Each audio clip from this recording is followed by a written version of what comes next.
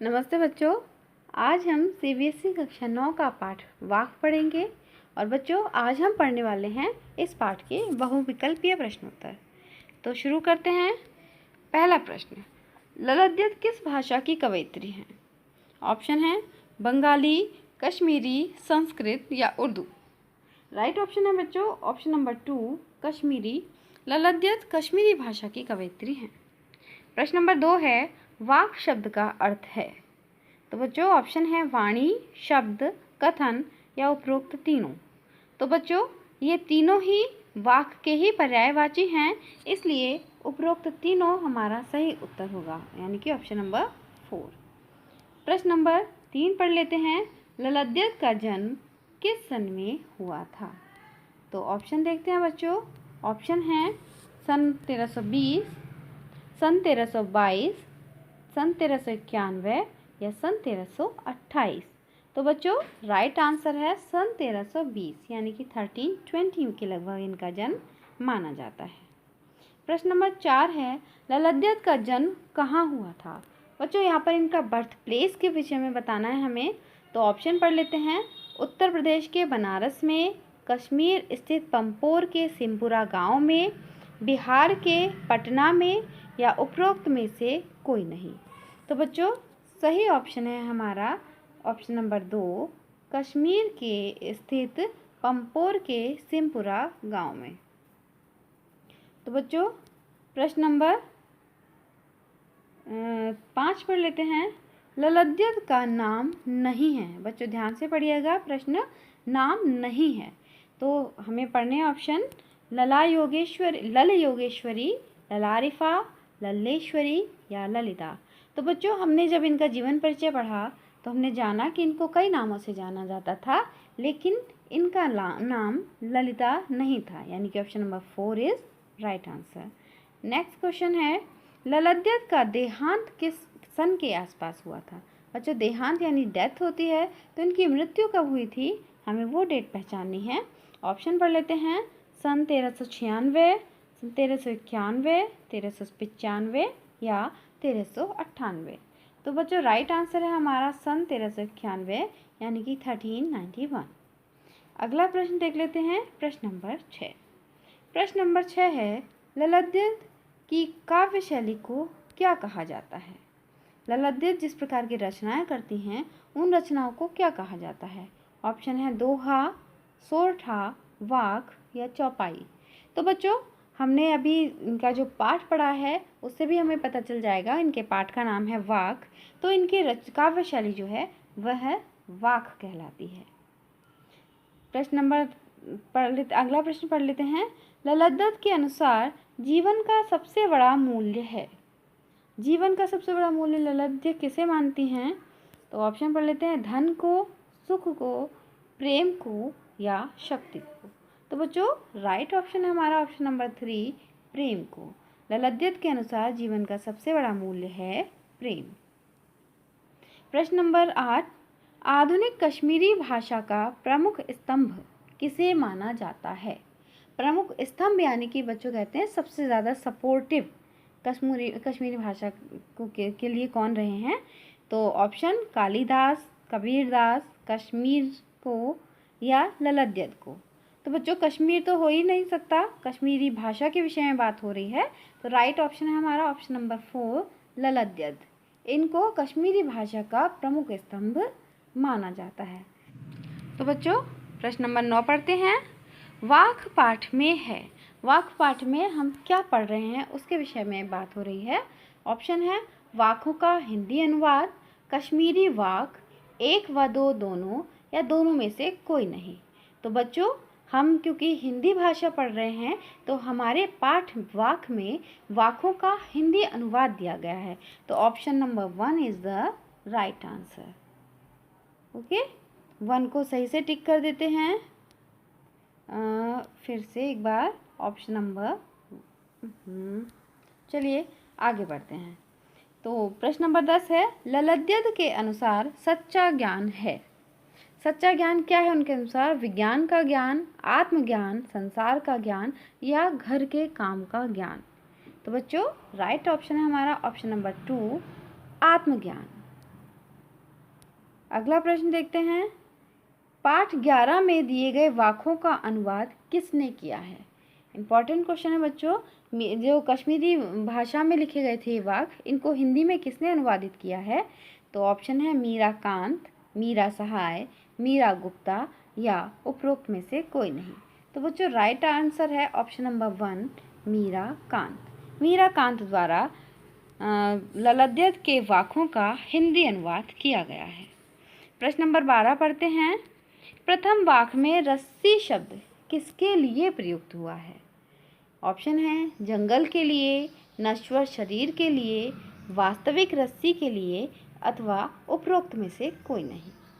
तो बच्चों right answer है हमारा ऑप्शन नंबर 2 नश्वर शरीर के लिए रस्सी का प्रयोग किया गया है। यहाँ नाव यहाँ किसके लिए प्रयुक्त हुआ है। वाक्य पाठ में नाव शब्द किसके लिए प्रयुक्त हुआ है। तो ऑप्शन है जीवन रूपी नाव, वास्तविक नाव, अंग्रेजी शब्द नाव या उपरोक्त में से कोई नहीं। बच्चों अंग्रेजी में भी एक शब्द नाव होता है, लेकिन यहाँ पर वह उसका अर्थ नहीं है। यहाँ पर नाव शब्द का अर्थ है जीवन रूपी नाव।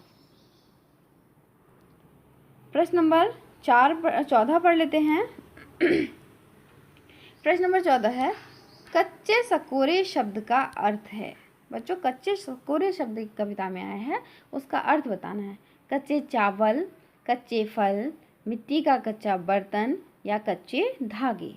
तो बच्चों राइट ऑप्शन है ऑप्शन नंबर 3 मिट्टी का कच्चा बर्तन। बच्चों मिट्टी के कच्चे बर्तन को सकोरा कहा जाता है। 15 प्रश्न है, हुक शब्द का क्या अर्थ है। तो ऑप्शन पढ़ लेते हैं, कपड़े में लगाने वाले हुक, तीव्र इच्छा, उल्लू की बोली या उपरोक्त में से कोई नहीं। तो राइट ऑप्शन है बच्चों ऑप्शन नंबर 2 तीव्र इच्छा। जब किसी चीज़ को पाने की तेज इच्छा होती है तो उसको कहा जाता है हुक। प्रश्न नंबर 16 है, कवयित्री किसके लिए प्रयास कर रही है। ऑप्शन है पैसा कमाने के लिए, नौकरी पाने के लिए, ईश्वर प्राप्ति के लिए या भजन गाने के लिए। तो बच्चों राइट ऑप्शन है हमारा ऑप्शन नंबर 3 ईश्वर प्राप्ति के लिए। कवयित्री द्वारा ईश्वर प्राप्ति के लिए प्रयास किए जा रहे हैं। प्रश्न नंबर 17 पढ़ लेते हैं बच्चों। तो प्रश्न नंबर 17 है, जेब टटोली शब्द का अर्थ है। जेब टटोली उसमें आया है, जेब टटोली कौड़ी ना पाई। तो यहाँ पर जेब टटोली का मतलब बताना है बच्चों। तो ऑप्शन है जेब में देखा, आत्मालोचन किया, जेब कट गई या उपरोक्त में से कोई नहीं। तो बच्चों यहाँ पर जेब टटोली का शब्द का अर्थ है आत्मालोचन किया, यानी स्वयं को एक बार परखा। प्रश्न नंबर 18 है, जीवन रूपी भवसागर से पार जाने के लिए उतराई के रूप में किसकी आवश्यकता होती है। बच्चों उतराई कहा जाता है उतरने के लिए, नाव से पार उतरने के लिए दी जाने वाली फीस। तो ऑप्शन है पैसों की, पौंड की, डॉलर की या सत्कर्म की। तो बच्चों जीवन रूपी भवसागर से पार जाने के लिए हमें पैसों की, पौंड की आवश्यकता नहीं होती है और ना ही डॉलर की। इसके लिए हमें सत्कर्मों की आवश्यकता होती है। तो option number 4 is right answer. अब पढ़ लेते हैं प्रश्न नंबर 19। घर जाने की चाह से कवयित्री का क्या आशय है। कवयित्री क्या कहना चाह रही हैं कि घर जाने की चाह है घेरे। तो ऑप्शन पढ़ लेते हैं, ईश्वर प्राप्ति, ऑफिस से छुट्टी, स्कूल से छुट्टी या घर जाने की इच्छा।